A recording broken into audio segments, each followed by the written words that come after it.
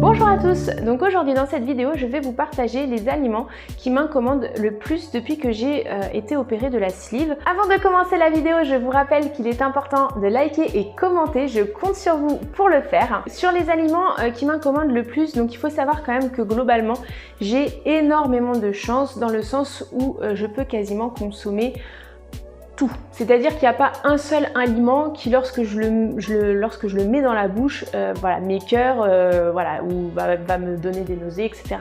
J'ai aucun aliment de cette catégorie-là. En revanche, alors ça, je l'ai découvert un peu sur le long terme, puisque, comme vous le savez, quand on vient d'être opéré, on a un protocole qui est strict. Moi, j'avais aussi sur les premières semaines, beaucoup d'aliments qui étaient exclus de mon alimentation, donc il a fallu que je réintroduise petit à petit, etc. Donc finalement, quand j'ai remangé vraiment correctement, on se situe aux alentours des 3 mois et demi, 4 mois déjà, à peu près pour vous situer. Et puis ensuite, voilà, les mois ont continué, voilà, j'étais pas forcément intéressée par certains types d'aliments, et puis petit à petit, voilà, j'ai remangé de tout, comme monsieur et madame tout le monde, et c'est là que j'ai découvert certaines choses. Donc aujourd'hui, la catégorie d'aliments qui va le plus m'incommoder ou me mettre un peu patraque, c'est surtout les aliments gras. Je peux manger par exemple un gâteau très bien. Par contre, un exemple, dernièrement, enfin c'est pas dernièrement, ça fait quand même quelques mois maintenant, j'avais mangé un gâteau, vous savez, avec sur le dessus comme une espèce de sauce au beurre.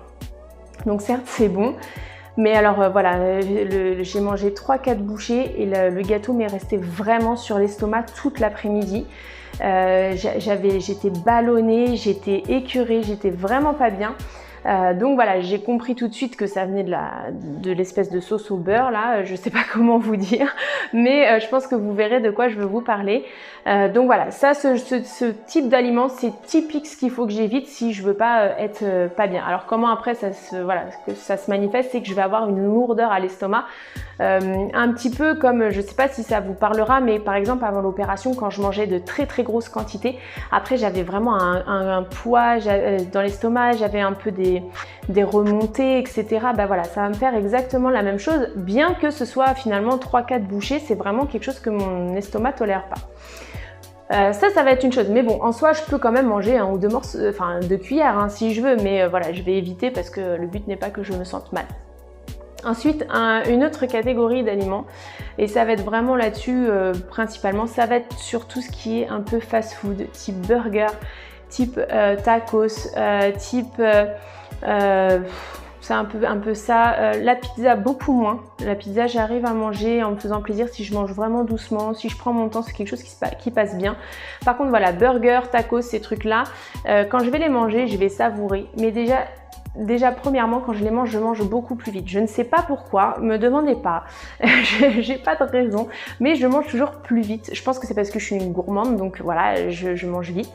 Mais voilà, c'est quelque chose, en fait, je vais me faire plaisir, mais je sais que derrière, dans l'après-midi, alors ça va pas me faire comme le gâteau avec le beurre, ça va juste me faire une lourdeur à l'estomac, et bien souvent, donc je vais pas faire de collation après dans l'après-midi, et le soir, il va falloir que je mange léger.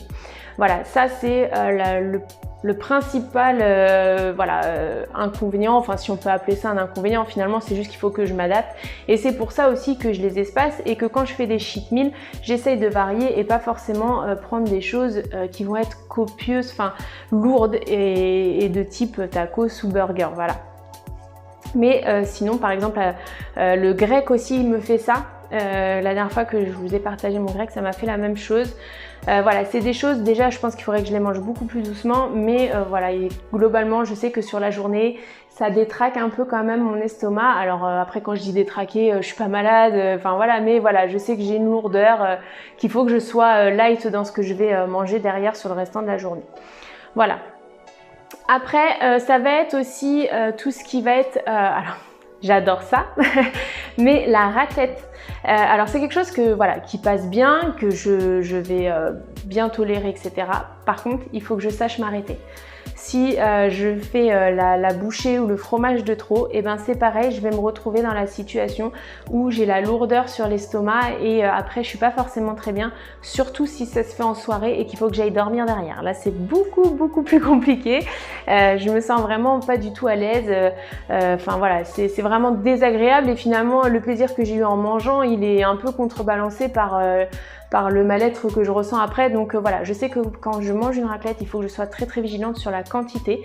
Mais pour autant, voilà, encore une fois, c'est quelque chose avec lequel je peux me faire plaisir. Hein. C'est pour vous montrer aussi que même s'il y a des inconvénients, ça peut être entre guillemets modéré, enfin on peut les contrôler si je puis dire comme ça. C'est juste que voilà, il faut être vigilante, il faut vraiment s'écouter en fait dans ce qu'on ressent pour pouvoir s'adapter. C'est surtout ça. Sinon, en dehors de ces choses-là, sincèrement, je n'ai pas d'aliments, encore une fois, qui va me déranger dans le quotidien ou qui va m'écœurer. Même les frites, d'ailleurs, ce qui est étonnant, c'est que je vous dis, par exemple, le burger, le tacos, ça va me faire une lourdeur. Je peux manger des frites, vraiment juste des frites seules.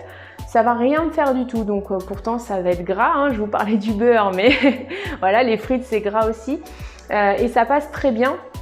Donc pour vous dire aussi que faut pas forcément aussi faire une généralité, ah bah tel aliment passe pas donc je mange pas celui-là parce que celui-là aussi il est gras. Voilà, ça a parfois pas forcément de lien, en tout cas en ce qui me concerne, moi j'ai pas forcément de lien. Par contre voilà, je sais que souvent ce qui est gras avec le beurre, quand même ça a tendance à revenir. Je sais pas si j'ai d'autres aliments si ça va me le faire si par exemple je mange une viennoiserie ou si je vais faire ma gourmande, je vais remanger un peu trop en viennoiserie, ça peut me le faire aussi. Donc je pense que c'est vraiment le beurre en fait qui va avoir tendance à m'incommoder un peu.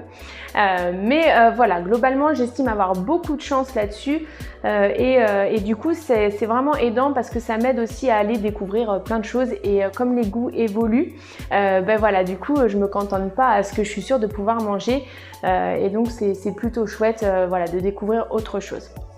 Voilà pour ce partage. N'hésitez pas à me dire si vous, en commentaire, vous avez aussi des choses qui ne passent plus du tout. Je sais que certains d'entre vous me font part des fois de certains aliments qui n'arrivent pas trop à tolérer après l'intervention. Une petite chose aussi que j'ai pas précisé, des fois il faut aussi se laisser du temps. Moi il y a des choses que j'avais du mal à manger en début de réalimentation entre guillemets normale et qui passent très bien aujourd'hui. Je pense notamment par exemple à la viande hachée ou alors au riz, pardon. C'est deux choses que j'avais beaucoup de mal à manger au début et qui passent très bien maintenant et je pense que c'était juste le temps, c'était trop tôt. Donc c'était aussi une dernière information que je voulais vous donner. Voilà, pour tous ceux qui regardent mes vidéos jusqu'au bout et pour que je puisse le savoir parce que voilà, j'aime bien connaître aussi un petit peu mes abonnés, savoir ceux qui me soutiennent vraiment jusqu'au bout, etc. Et bien, je vous invite à écrire en commentaire I love Choupinette, comme ça vous m'indiquez que vous avez vu la vidéo jusqu'au bout. N'hésitez pas à liker et je vous dis à demain pour une prochaine vidéo.